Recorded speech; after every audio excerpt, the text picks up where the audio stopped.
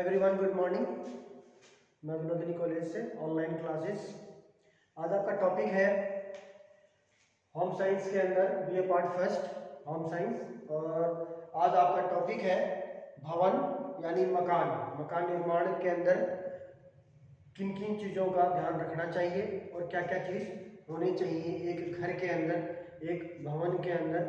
ये सारी चीज़ें आपको बताई जाएगी। आज आपका टॉपिक चैप्टर नंबर 1 मैंने लिखा है, देखिए राइट अबाउट द फ्लोइंग यानी निम्नलिखित के बारे में लिखिए। अब एक क्वेश्चन आता है, जनरल क्वेश्चन आता है और हमेशा ही एग्जाम के अंदर आता है कि निम्नलिखित के बारे में टिप्पणी लिखिए या निम्नलिखित के बारे में लिखिए, सीधी सीधा टू द पॉइंट।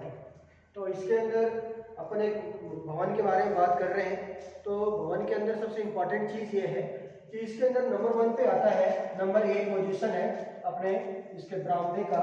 और ये इसलिए इम्पोर्टेंट है कि हमारे घर के अंदर जो भी चीज़ें बनाई जाती हैं और ये भवन निर्माण के अंदर इसका बरामदे का बहुत बड़ा अहम योगदान है। क्योंकि पहले क्या होता था कि जो मकानें बनती थी उसके अंदर भवन के बाहरी साइड पे बरामदे बनाए जाते थे, खास तौर से भवन के सामने और भवन के पीछे।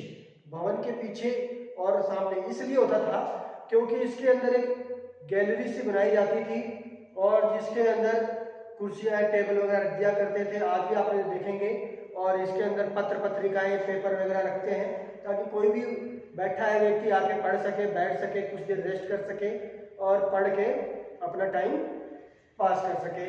दूसरी चीज़ घर के पीछे इसलिए होता था क्योंकि घर में जो महिलाएं काम कर रही हैं तो उनको भी घर के कामों के लिए पीछे जगह चाहिए जिसके अंदर वो बैठ के अपना कुछ भी सर्दियों में या गर्मियों में जो भी अपने मसाले सुखाने हैं, घर के काम करने हैं या घर के संबंधित जो भी चीज़ें करनी है, गेहूँ साफ करना है या मसाले वगैरह सुखाने हैं, तो ये सारी चीज़ें वो बरामदे में ही कर पाते हैं। तो इसीलिए हमें बरामदे का विशेष ध्यान रखना चाहिए कि घरों के अंदर बरामदे होने चाहिए।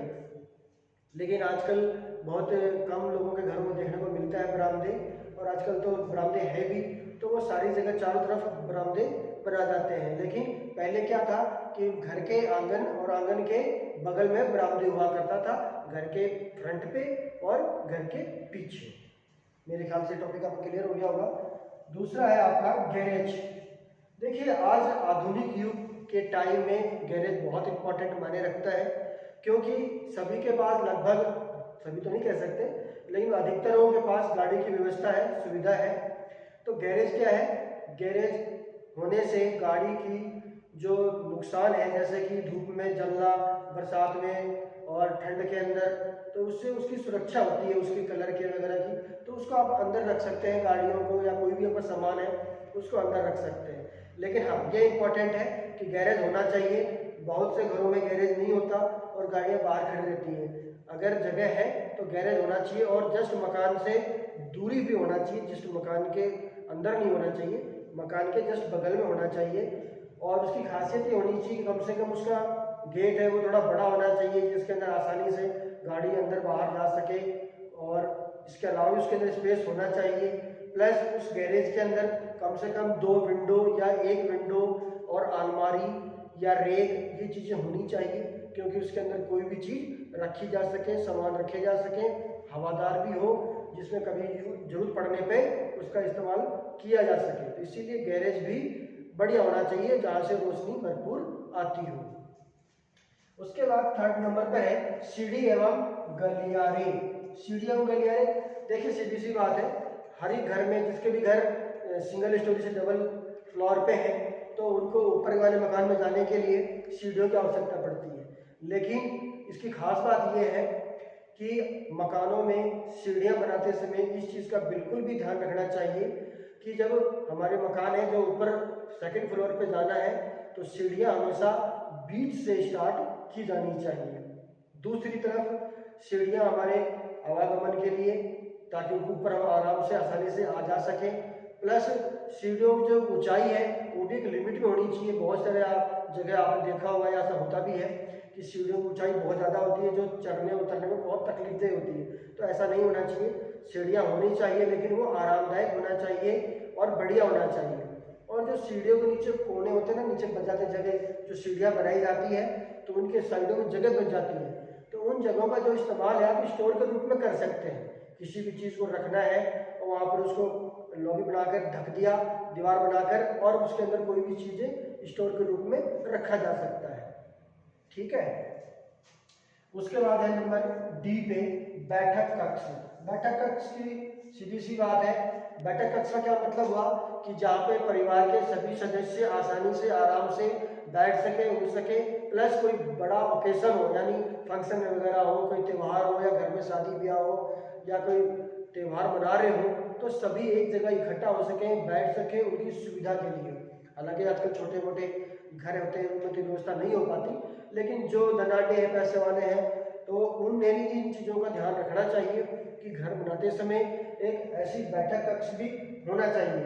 बैठक कक्ष इसीलिए जरूरी है जिसके अंदर घर के आदमी आसानी से बैठ सके, उठ सके और अपना काम कर सके। साथ ही उसके अंदर सुविधाएं भी होनी चाहिए ताकि इजीली आदमी अपना कार्य कर सके। सभी की सुविधाएं जैसे कि टेबल, कुर्सी, सोफे, ऐसी चीज़ें होनी चाहिए जहाँ पे उठने बैठने की पूरी व्यवस्था हो।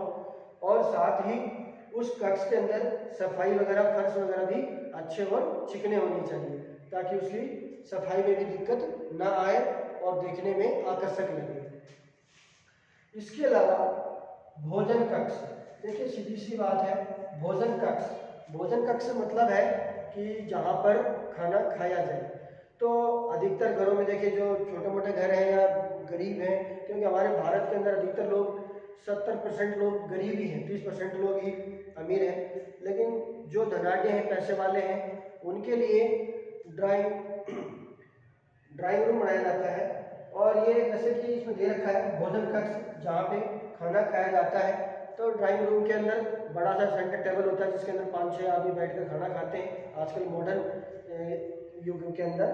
तो भोजन कक्ष का खास बात ये है कि उसके अंदर सभी सुविधाएं होनी चाहिए। जैसे कि आजकल क्या है कि रसोई मान लीजिए दूर है, तो जहाँ पे खाना खा रहे हैं तो वहाँ से अगर लाने में दिक्कत होगी उनको, इसीलिए भोजन कक्ष जैसे बैठक हो या जहाँ पे खाना खिलाना है उस जगह से रसोई की दूरी बिल्कुल ही कम होनी चाहिए या बिल्कुल पास में होनी चाहिए, ताकि वो जो भी खाना परोसने वाला है या खाना खिलाने वाला या खाना जो दे रहा है उसको ज़्यादा देर ना लगे, समय वेस्ट ना हो और उनको टाइम पे खाना खिलाया जा सके और वो खाना ठंडा भी नहीं हो। इस तरह से इन चीज़ों का भी विशेष ध्यान रखना चाहिए।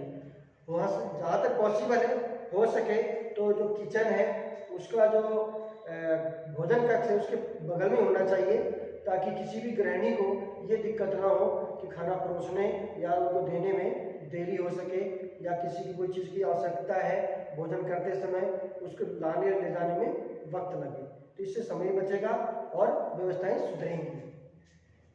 फिर है अतिथि कक्ष। देखिए सीधी सी बात है कि आज के टाइम में छोटे मोटे मकानों में तो चीज़ें नहीं होती, लेकिन जो बड़े मकान हैं उनके अंदर इस चीज़ का ध्यान रखा जाना चाहिए कि अतिथि कक्ष भी होना चाहिए। ये बहुत इंपॉर्टेंट है, इसलिए इंपॉर्टेंट है कि हम मान लीजिए जिस घर में रहते हैं और अचानक कोई गेस्ट आ जाए, क्योंकि हर घर में गेस्ट आते हैं, चाहे वो अमीर हो, गरीब हो, चाहे कैसा भी हो, गेस्ट आते ही आते हैं।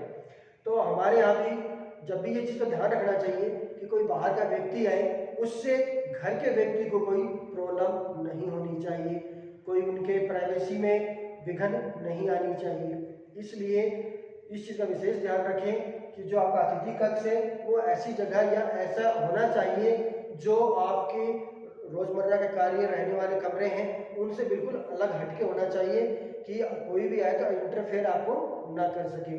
वो अपने बाहर से आए, अतिथि कक्ष में बैठे, वो जो भी कार्य किया और वहीं से वो चला जाए।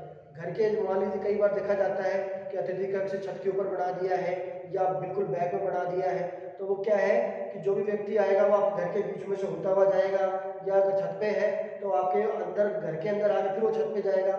इससे आपकी प्राइवेसी भंग होती है, इससे आपको दिक्कतें भी आती हैं बहुत सारी। जो घर में गृहिणियाँ रहती हैं ये ज़्यादा समझ सकती हैं। इसलिए जो आपका अतिथि कक्ष है वो हमेशा आपके घर से थोड़ा सा बाहर होना चाहिए, ताकि उसके अंदर वो इजीली वे में आके बैठ सके, रह सके और वो अपना कार्य कर सके। इसके अलावा फिर लास्ट में बचता है अध्ययन कक्ष।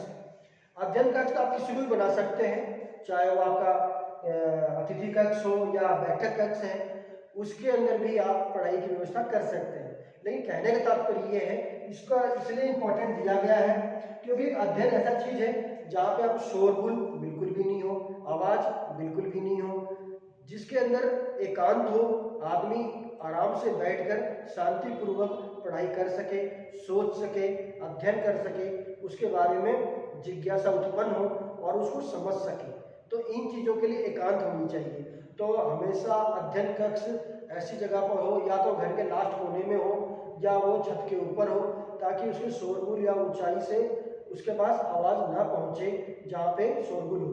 बिल्कुल भी नहीं होना चाहिए, बिल्कुल साइलेंट रहना चाहिए, पढ़ाई के समय दिमाग बिल्कुल स्थिर रहना चाहिए। इसीलिए घर भी बिल्कुल बढ़िया साफ स्वच्छ होना चाहिए। विंडो और लाइट, इसका भी ध्यान होना चाहिए कि उस कमरे में खिड़कियां हो ताकि रोशनी भरपूर आ सके, और हवादार हो तो हवा भी स्वच्छ आ सके।